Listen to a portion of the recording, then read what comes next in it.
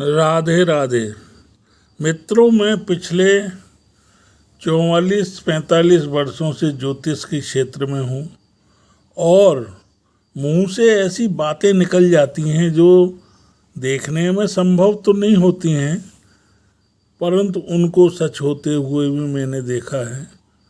आज मैं अपने मन की एक बात बता रहा हूँ जो सत्य घटना है, आप निश्चय सुने। सन 82-83 की बात है। एसयू कंपनी में मैंने नया ज्वाइन किया था। मेरे साथ संतोष और राम जीवन भी काम करते थे। मैं स्टोर कीपर के पद पे था और संतोष और ये मेरे से राम जीवन सीनियर थे। एक दिन की बात है, दोपहर में लंच हुआ और कटियार को मुफ्त की सिगरेट पीने का बड़ा शौक था और संतोष को तम्बाकू खाने की आदत थी। 1 रुपए की तम्बाकू संतोष 2-3 दिन तक चल जाती थी। रामजीवन ने सिगरेट लेकर सुलगा ली। शायद संतोष के पास पर्याप्त पैसे न हो, उसने सिगरेट के पैसे देने से मना कर दिया। बात कोई खास नहीं थी, लेकिन इस बात को लेकर दोनों में मनमुटाव हो गया, झगड़ा हो गया और विवाद काफ़ी बढ़ गया। कटियार ने भी संतोष की बहुत बेइज्जती करी। 10-5 रुपये सिगरेट के बचा के तो कोई मकान हवेली तो नहीं बना लेगा। और संतोष ने भी उलाहना दिया, जब सिगरेट का शौक़ रखता है तो खरीद के क्यों नहीं पीता है, मांग क्यों रहा है। झगड़े का अंत यह रहा कि दोनों में बोलचाल बंद हो गई और संतोष ने अलग विभाग में काम करने लगा। इस झगड़े की बात मैंने अपने 2 दोस्तों से, अशोक और दिलीप से भी शेयर की।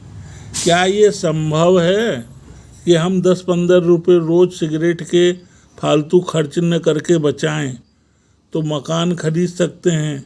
इस बारे में हम पर्याप्त चर्चाएं करते रहे। उस ज़माने में पैसा एफडी करने पर बैंक या पोस्ट ऑफिस में तो 5 साल में दुगना हो जाता था।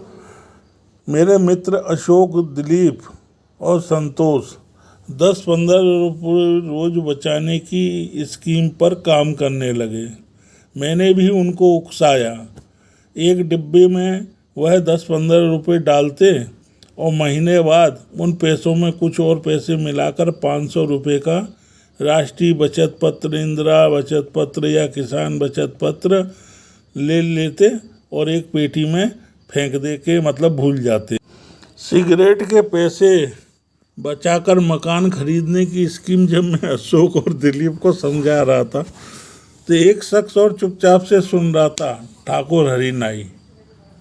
उसने भी सुन लिया था और चुपचाप 1988 में जवाहर नगर में उसने 12,000 का 50 बाई 50 का प्लाट खरीदा।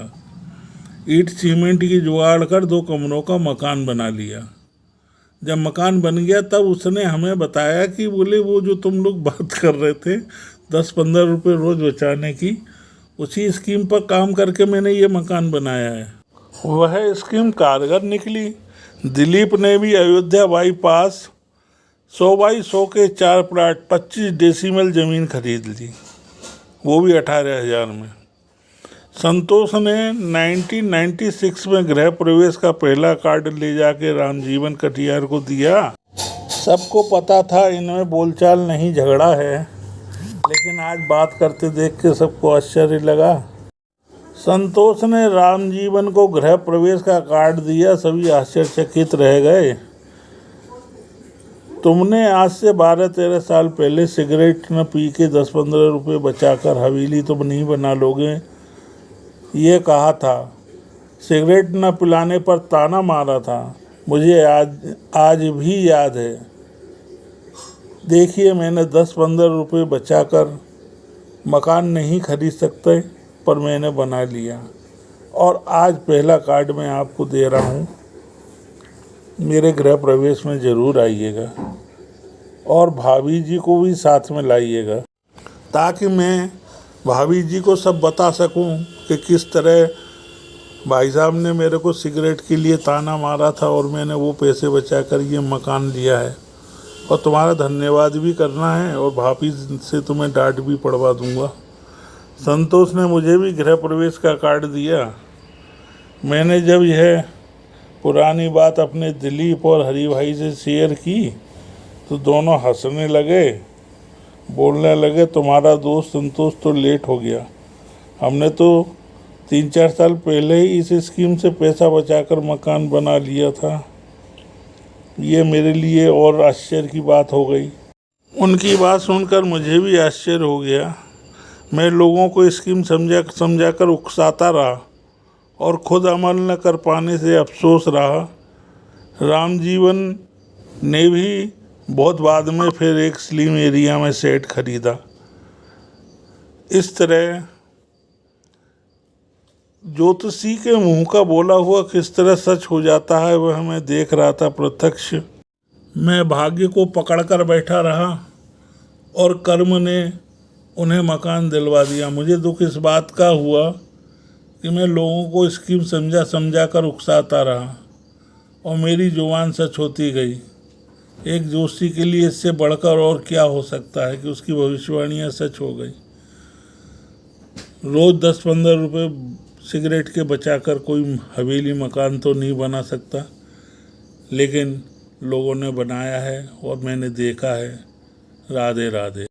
कृपया शेयर और सब्सक्राइब करें। राधे राधे।